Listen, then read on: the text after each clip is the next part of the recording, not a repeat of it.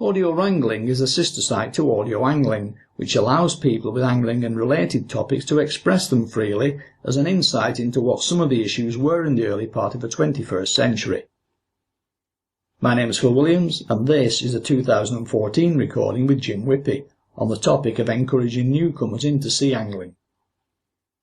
After having a break of about 20 years from shore fishing, while I concentrated on the boat fishing, when I came back to the shore fishing, I was absolutely staggered to find all the same people that were doing it 20 years previously still fishing, but very, very few young, keen new members coming through.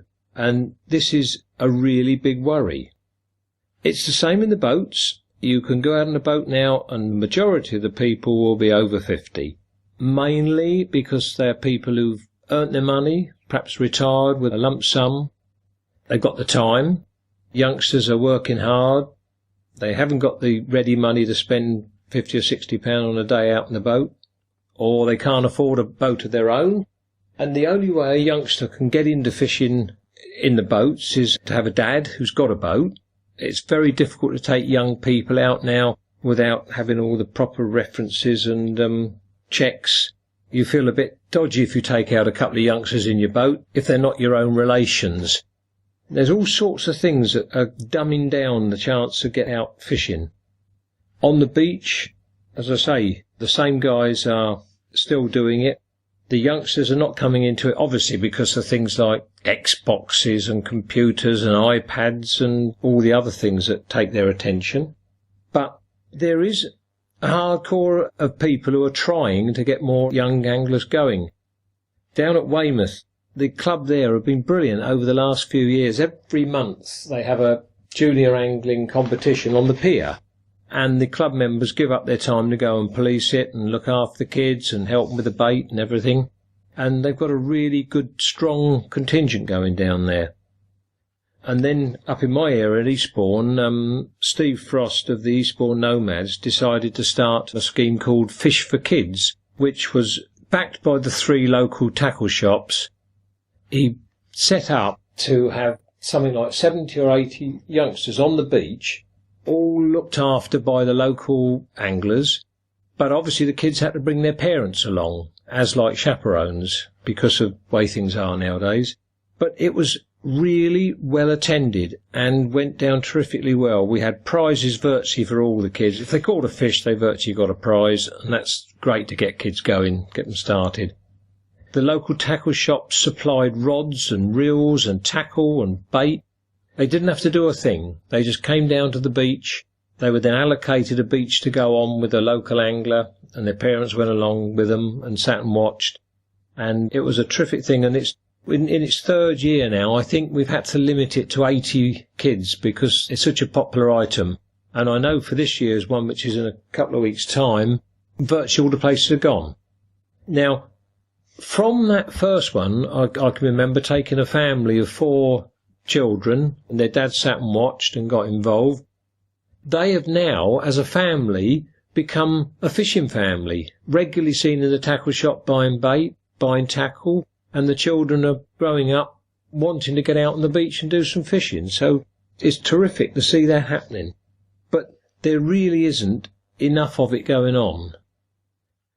Getting youngsters involved in fishing is difficult. You need to give them a start. They need to be able to catch a fish as well when they start. We all know the first fish you catch lives in your memory, and if you get one on your first trip, you'll go out again. So we need people who are prepared to give time up to get them encouraged into fishing. And it's not easy to find these people nowadays, and I do hold my hand up and say well done to anyone who's prepared to put the effort in and give the kids a chance. Are you saying then that the future of fishing could well be safe if this type of venture was to be more widespread? It certainly would be less likely to go into the doldrums if there's plenty of encouragement. Because, I mean, the one thing that social workers have found, that children who go fishing don't get into so much trouble as the ones who don't. Their mind's on collecting their bait, getting their rig ready, going over on the beach fishing, instead of hanging around on the corners in gangs and thinking, what can we do? Well, what trouble can we get in? It's really a good thing socially. and more should be done. I remember a charity, Foster and Angler, was one for disturbed children, how they got them out fishing. That was a great thing to help them. But it needs people to put effort in, and probably what we've got to do is work from the organisations like the Angling Trust.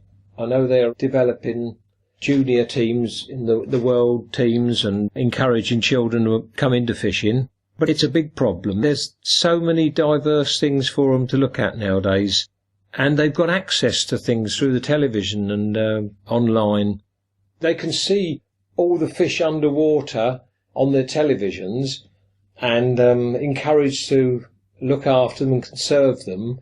And there is a bit of pressure from parents not wanting children to go fishing, I've noticed, which is a bit of a shame because it's a lovely outdoor sport. So if the future of fishing looks secure if that sort of thing is done, what does the future hold if it isn't? I can't see the future looking particularly rosy unless there's a real change in the mindset. Virtually every club has got to put themselves out to attract the junior members now. They've got to. If they don't, the seniors are dropping off. I mean, I've seen numerous boat clubs dying from a hardcore of 30 to 50 anglers fishing each weekend down to 1 or 2 boats, and it folds. So we really need to try and keep the pressure on, getting the youngsters in and out there on the beach. Otherwise, it could be a dying sport. So for the reasons you've highlighted, coupled to the fact that fish stocks are arguably not as healthy as we all might like, are we then likely to be the last generation to fish? I think we are. Probably we had the best of it. Let's put it like that. Through the 50s, 60s and 70s, it was a really good thing to be doing. Really encouraged. Everyone loved doing it. I personally would like to see how it goes in America. They have made it a major sport. They put money into it. There's facilities for everybody on the shore and on the piers. Here, it's like a Cinderella sport, really, although there are millions of people participating. I just don't think the government's realised what there is in fishing, how much money it engenders. I think they're being told now because the pressure is on from the Angling Trust and people trying to get more recognition. As evidenced through the Sea Angling 2012 survey. Oh yes, I mean there's a massive amount. I mean more than the commercial fishing apparently is turned over. Well, it covers such a wide range, doesn't it?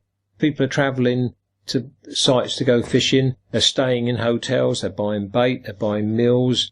It's just such a big thing. I think we had one competition somewhere one weekend, only about 50 people in. But when they worked out how much everybody had spent to go and do that, there was a colossal amount of money coming into that local area. This is why there are certain councils along the south coast, for example, who are very keen to keep the anglers. Weymouth, I know, have been very, very good, their council. They do everything they can to encourage, and because of that, they've got world championships held there, European championships. The police and the combined services all go there because they get a bit of support. Going back for a moment to your comment that we had the best of it, there aren't many compensations for being in our 60s and 70s, but that most certainly has to be one of them. Well, that's true, yeah. And funny enough, I did notice when I was over in America, I looked round and I said, it's the over 70s who are really enjoying their lives. They've all earned their money, they've managed to buy a boat, and now they're out there thoroughly enjoying themselves, while the poor youngsters are striving with all the costing and the austerity measures and everything. They're really struggling, quite honestly. The Blue Rinse Brigade and the that are having the high old time at the moment. And that conjured up a few scary pictures for out in the boat. Yeah.